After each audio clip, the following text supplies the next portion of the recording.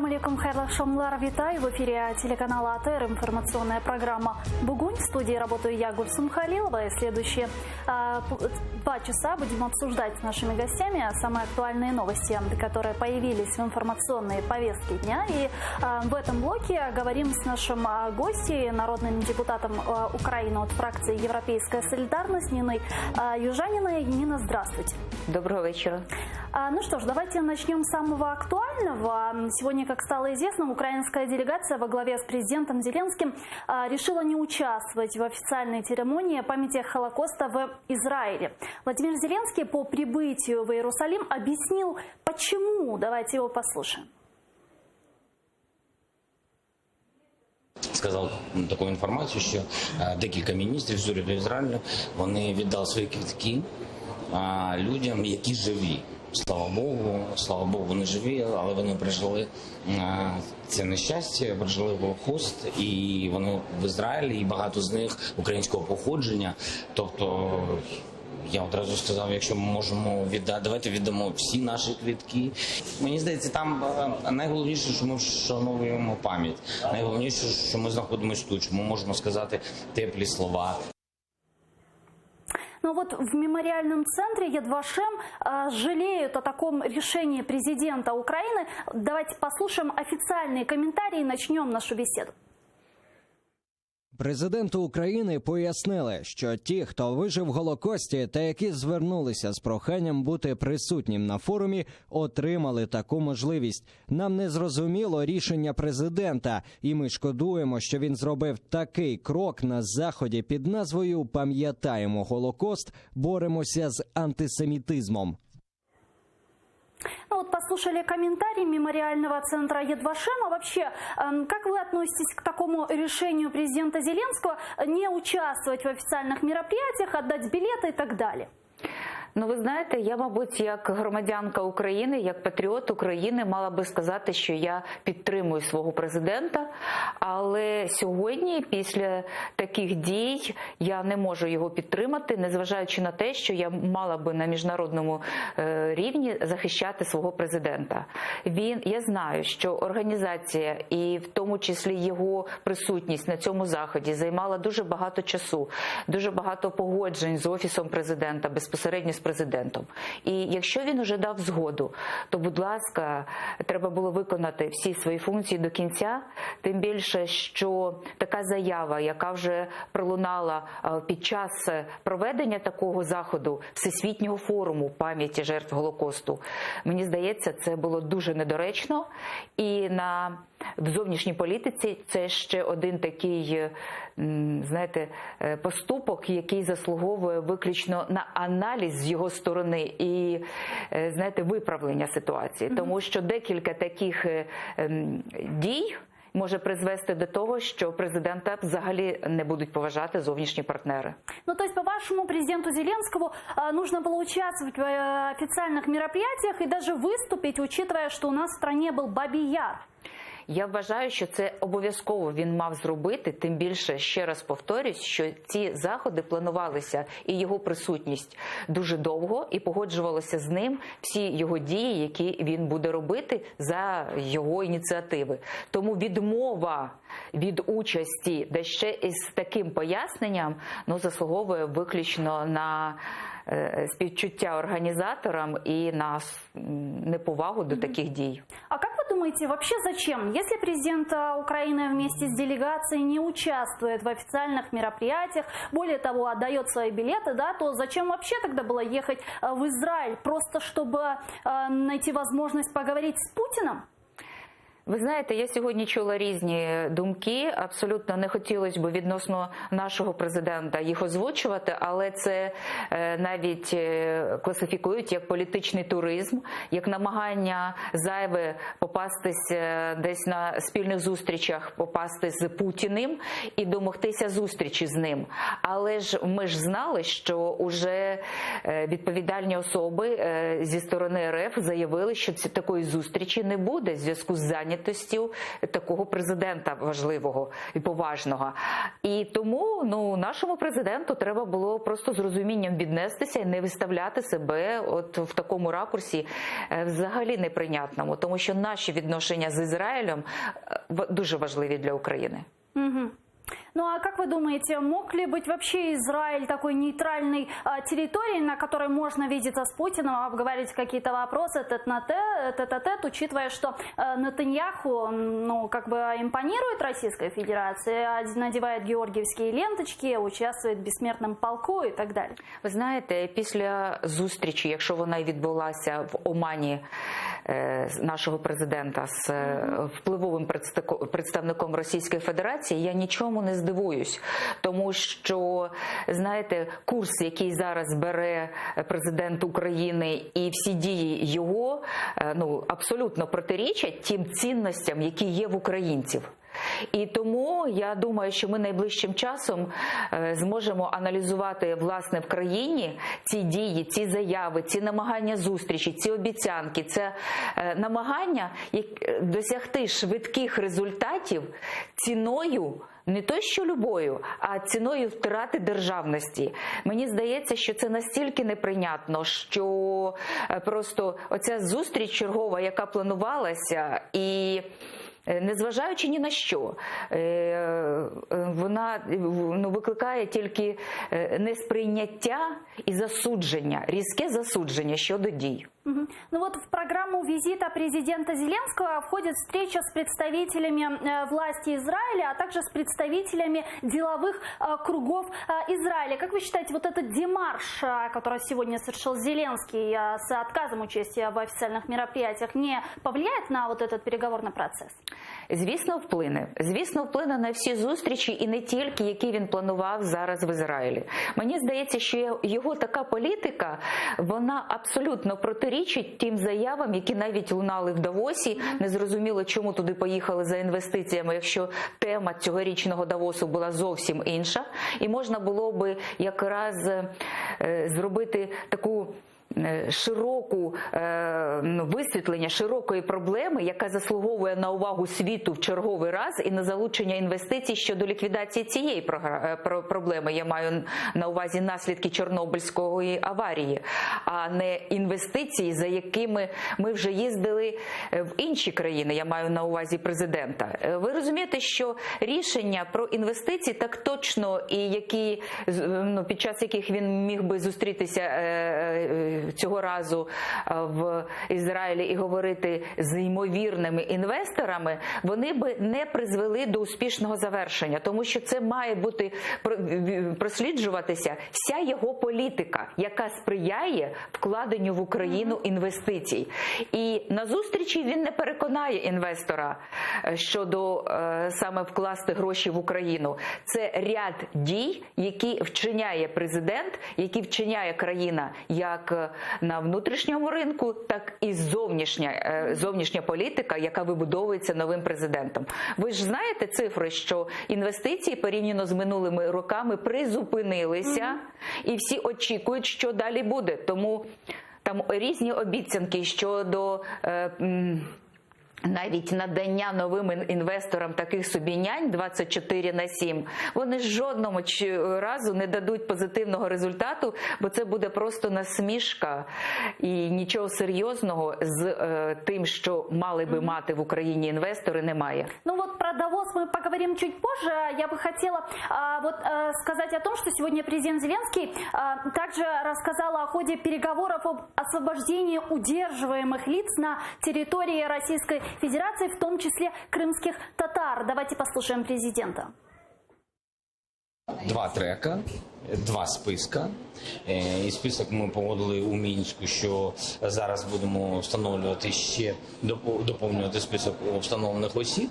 Будемо готувати цей трек обміну з тимчасово окупованими територіями. І окремий трек ми вже почали розмову з Російською Федерацією щодо обміну наших українців, всіх, включаючи кримських татар, різних, які знаходяться на території Росії. Предыдущие переговоры президента Зеленского с Путиным заканчивались успешно по вопросу освобождения пленных. Это и 7 сентября, это и декабрь после встречи в нормандском формате 4 лидеров. Так что будет сейчас, как вы думаете? Ждать ли в ближайшей перспективе освобождения остальных политических узников? Ну, по-перше, я хотіла би наголосити, що тільки що ви сказали, що попередні переговори закінчувались успішно. Для кого успішно?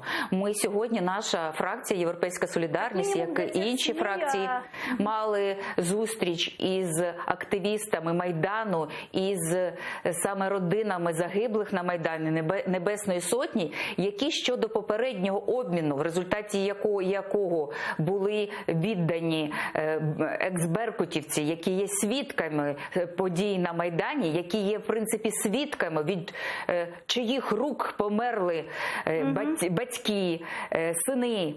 Зараз, та й доньки, так точно ж, зараз просто зворушені тим, що президент своїми діями просто зіткнув між собою дві групи людей. Це справді ті родини, які очікують людей, які знаходяться досі в полоні, і тих, хто поклав життя і жадає, щоб розслідування відбулося і всі країни світу дізналися, хто ж спричинив розстріл саме на Майдані.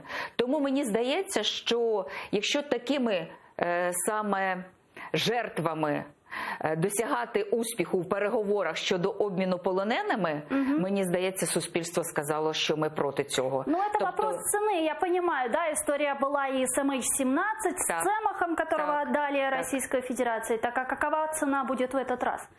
От щодо цього, я так почула сьогодні від представників і від самих людей, які були від родин загиблих, що вони будуть вимагати зустрічі з президентом для того, щоб чітко він усвідомлював, що кожний крок має бути з врахуванням того, що відбувалося в 2014 році, і якою ціною Україна продовжує бути незалежною і зберегла свою незалежність як держава. Тому мені здається, що перш чим робити такі заяви президенту, все ж таки треба враховувати, знаєте, в якій країні він зараз президент.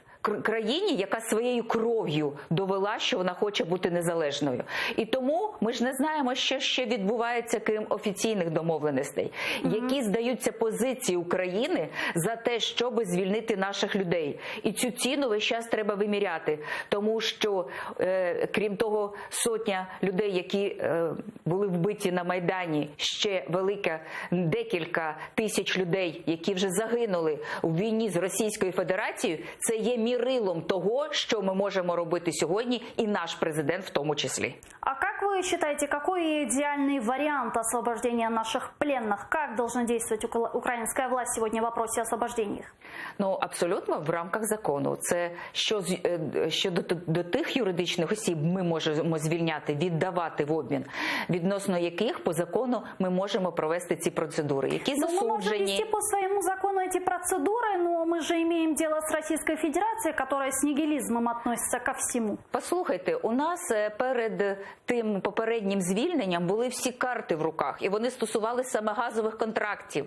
І в тому пакеті можна було вибудувати таку стратегію і таку політику по відстоюванню інтересів України як держави, а не здатися на перші ж поступки президента, який зразу відчув це слабке місце зараз в керівництві нашої держави, на жаль. І скориставшись цим, ми прийшли, справді вже не можемо, мабуть, використати той саме пакет, який був в нас в руках для вирішення багатьох питань. Це була насправді історична мить. І на жодні поступки відносно ексберкутівців не можна було йти, бо Росія віддала би і так утримуваних наших людей, якби ми навіть не віддали ексберкутівців, бо в подальшому їм треба було рухатись по газовому контракту. Ну, понятно. Давайте перейдем к еще одной не менее важной и интересной теме. Наше правительство провело перепись населения Украины. С результатами сегодня выступил министр Кабинета министров Дмитрий Дубилет. Давайте его послушаем. Отже, 3 методики дали приблизно однаковий результат. 7 мільйонів 289 тисяч осіб наявного населення на території України. Повторюсь, на жаль, ця сума не включає тих людей, які постійно мешкають за кордоном та на окупованих територіях. Це та кількість людей, бачите, це та кількість людей, яка фізично перебуває на території України станом на 1 грудня 2019 року. Олександр Гладун, заступник директора Інституту демографії та соціальних досліджень імені Птухина України, з нами сейчас на прямой связи. Алло. Доброго дня. Да, доброго дня. 37 миллионов. Вот такие результаты переписи населения от нашего правительства. Как вам такие цифры? Ну, я хочу, по-перше, сказати, що цю цифру результатами перепису називати неправильно. Тому що ніякого перепису населення, в принципі, не було. Що таке перепис населення? Це визначається законом України про всеукраїнський перепис населення і це що суцільне обстеження. Те, що презентував пан Кабінет, це називається в науці оцінка чисельності населення напрямими методами. Тобто, коли збирається інформація не безпосередньо від населення, а від мобільних операторів, фондів, реєстрів і так далі. Тому, вважати, що це точна оцінка чисельності населення не можна. Тим більше, що при переписі населення є свої критерії щодо визначення постійного населення, тимчасово присутнього населення, наявного населення. І тут це просто не дотримано. Це методологічно не дотримано. Дуже рахунок має право на життя, не називати його переписом і брати це за остаточну оцінку чисельності населення України не можна. Дуже дякуємо. Олександр Гладун, заступник директора Інституту демографії та соціальних досліджень імені Птухина України, був з нами на зв'язку. А, Ніна, як вам такі цифри? 37 мільйонів. Вірите в них? Ну, по-перше, треба точно знати, яка була застосована методика. Якщо те, що сказав тільки що директор інституту, що використовувалися такі джерела, як дані мобільних операторів, різних систем обліку, то це якась така ймовірна цифра, але я взагалі би і не називала цієї цифри вголос. Її можна використовувати задля якихось цілей і не більше. Бо якщо говорити, що це крім тих, які зараз знаходяться поза межами України, і якщо я пам'ятаю, ми називали таку цифру, що десь уже біля 6 мільйонів українців знаходяться на заробітках в інших країнах, то я не знаю, чи вони враховані, чи не враховані, тому що вони, можливо, перебувають певний термін на території України, можливо, вони використовують мобільні телефони, а можливо, вони є в реєстрі людей, які отримують навіть пенсії, чи субсидії, чи ще щось. Тому треба дуже обережно ставитися до цієї цифри, і я би точно її не оприлюднювала. Тому що це цифра, яка багато чого означає для державності, для України як держави. І перш чим озвучити її, треба було би проводити ґрунтовний аналіз. І я хотіла би запитати, з якою метою саме проводилася такий підрахунок, обрахунок, і що за цим далі буде стояти. От сьогодні озвучили, далі що? Далі що? Ви будете проводити далі роботу? Чи оцей таким шляхом, ймовірно, планується перепис населення, який уже анонсувався? Тобто, от таким шляхом він буде проводитись. Ну, вибачте, я навіть не погоджуюсь з цим, хоча методику, можливо, перепису населення треба переглядати. Подворовий обхід, він займає справді багато часу і може призвести ж також до викривлення, але мені здається, похибка там абсолютно незначна и набагато меньша, чем в данном выпадку. Ну, давайте еще к одной теме перейдем. Никакого отказа от евроинтеграции не будет. Так прокомментировал свое вчерашнее заявление Давид Арахамия о том, что в отношениях с ЕС Украине следует осторожно подходить к гармонизации национального законодательства с европейским. Давайте его послушаем. Це вирвано з контексту, чи просто це завдяки тому, що моя промова була англійською мовою, і, можливо, це просто труднощі перекладу, як то кажуть. Да? Я поясню, у нас була панель про інвестиції в Україну, яким чином можна в 5 разів збільшити кількість інвестицій прямих іноземних. Да? І ми спілкувались. І, по-перше, треба розуміти, що це не відповідає дійсності. Партія «Слуга народу», я особисто за шлях до Європейського Союзу, це прописано в нашій Конституції, за угоду по асоціації, да? Але працюючи над угодою по асоціації, зараз черговий перегляд, треба трошки мати економічного егоїзму, як то кажуть, для українців, да? Для того, щоб захищати інтереси наших промисловців, інтереси наших виробників, а не просто сліпо підписувати все, що нам дають. Да? Треба захищати національні інтереси. В цьому був ключовий меседж моєї промови. Ну вот как вам видится вот это заявление Арахамии? Что он хотел этим сказать? Может ли это быть таким звоночком, что команда «З» не совсем на одной волне с теми 64% украинцев, которые видят свое будущее в Европейском Союзе?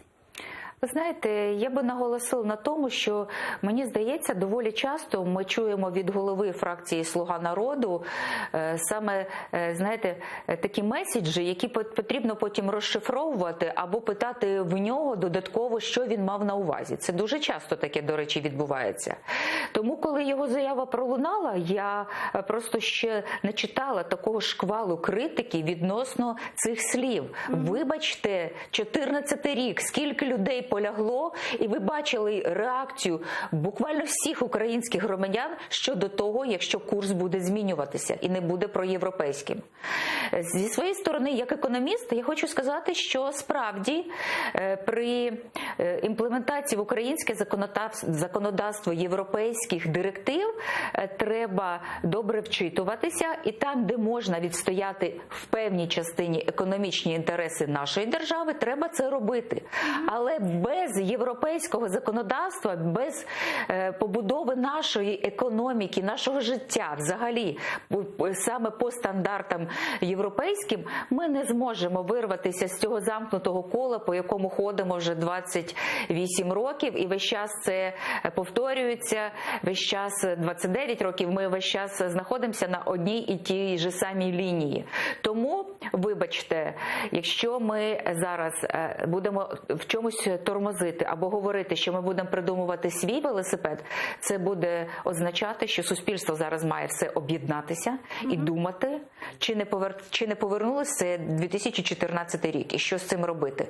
Сподіваюся, що його пояснення, які тільки що прозвучали Давіда Арахамії, означають, що він не мав це на увазі, просто говорив саме про економічний інтерес при імплементації деяких директив, які справді просто можна обговорювати, тому що ментальність наших людей та практика, яка склалась на Україні, її просто не можна відкоригувати відразу. Треба певний перехідний період. Вот вы вначале отметили, что в последнее время действительно очень часто звучит вопрос в адрес представителей команды «З», а что он имел в виду? Вот то же самое сегодня сложилось и с премьер-министром Алексеем Гончаруком, который на форуме в Давосе заявил, что правительство отдает Укрзалізницю в управлении немецкой компании на 10 лет. Давайте его послушаем.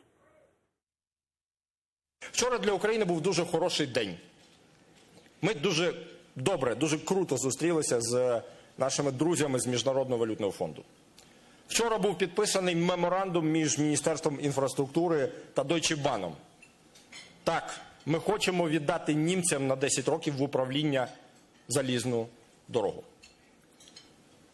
Ми пов'язуємо з цим рішенням, цим дуже важливим рішенням, не лише долю цієї інфраструктурної одиниці. Це екосистемне рішення, яке має показати, що Україна безпрецедентно відкрита до інвестицій, до світу, до нових стандартів. Ну, правда, в самой компании Deutsche Bahn это заявление опровергли, говорят, что с Укрзалізницей будут работать в качестве консультантов. Ну вот как воспринимать вот эту вот дискоммуникацию? У нас вот Гончарук говорит, мы готовы отдавать Укрзалізницю на 10 лет, а в Deutsche Bahn говорят, нет, мы просто будем консультировать. Что происходит? Ви розумієте, що це чергова заява, яка також лунає від прем'єра, яка потребує розшифрування або потім уточнення, або її скасування. Тому що ви правильно сказали, що сама компанія Deutsche Bank розуміє, що вона не може бути управляючою компанією в Україні, тому що, по-перше, ми вже знаємо, що справді в цій компанії досвід є управління таким об'єктом, як залізниця, але якщо говорити про її безпосередню діяльність, то ця компанія збиткова, вона отримує великі дотації з держави і може таким чином існувати і працювати. А ми ж знаємо тонкощі роботи нашої Укрзалізниці, де і чому от виявилась така, знаєте, прогалина, просто обвал в роботі цієї компанії і до чого це все призведе. У нас є такі нюанси, про які, можливо, навіть такі поважні європейські компанії і не знають. Це, наприклад, пасажирські перевезення, які дотуються з місцевого бюджету, якщо вони стосуються пільгових перевезень, що ці місцеві бюджети мають величезну заборгованість в декілька мільярдів гривень перед державною компанією Укрзалізниця. Нина, извините, я вас перебью, просто сейчас с нами на прямой связи экс-министр инфраструктуры Украины Володимир Омелян. Алло, здравствуйте. Доброго вечора, вітаю вас. Да, вітаємо. Ну что ж, как вам вот эта новость от премьера-министра Алексея Гончарука о том, что Украина готова отдавать Укрзалізницю Deutsche Bank, а Deutsche Bank говорит, нет, мы просто будем консультировать. Вот даже теоретически такое возможно? Ну, ви знаєте, новини вчора і сьогодні спершу виглядали на сенсацію, потім перетворилися на фар, а закінчилися сюром. Щойно наглядова рада Укрзалізниці опублікувала офіційну заяву, що вони взагалі не розуміють, про що йдеться. Жодних переговорів вони не вели. А наглядова рада – це головний керуючий орган Укрзалізниці. Вони чекають додаткової інформації від уряду України і після того зможуть сказати, про що взагалі йдеться. Я нагадаю, що у 2016 році ми дійсно проводили переговори з Deutsche Bahn, німецькими залізницями, з проханням надати експортну допомогу українській залізниці щодо її реформування. Тоді ці переговори проводив керівник Укрзалізниці на той час Олександр Завгородній. Німці були готові до цього, але, на жаль, була потім зміна керівництва, прийшов поляк, потім Кравцов. Це все стало нецікаво. На Укрзалізниці працювало багато експертів. І Світового банку, і американські профільні фахівці, одні з найкращих у світі. На жаль, всі їхні поради не були взяті до уваги, і в підсумку ми маємо залізницю, яка кожного року втрачає вантажопотік, яка знижує свою дохідність, яка знижує перевезення пасажирів, про якість навіть не буде говорити. Я нагадаю, що наприкінці минулого року прем'єр-міністр Гончарук оголосив кадрові зміни. Міністр інфраструктури Криклій оголосив кадровий джихад, як він голосно про це назвав, і що всі будуть зачищені, що залізниця буде працювати якісно. Цього нічого не відбулося. Фактично, замість доброї ідеї співпраці з німецькими залізницями, отримання їхнього експертного досвіду.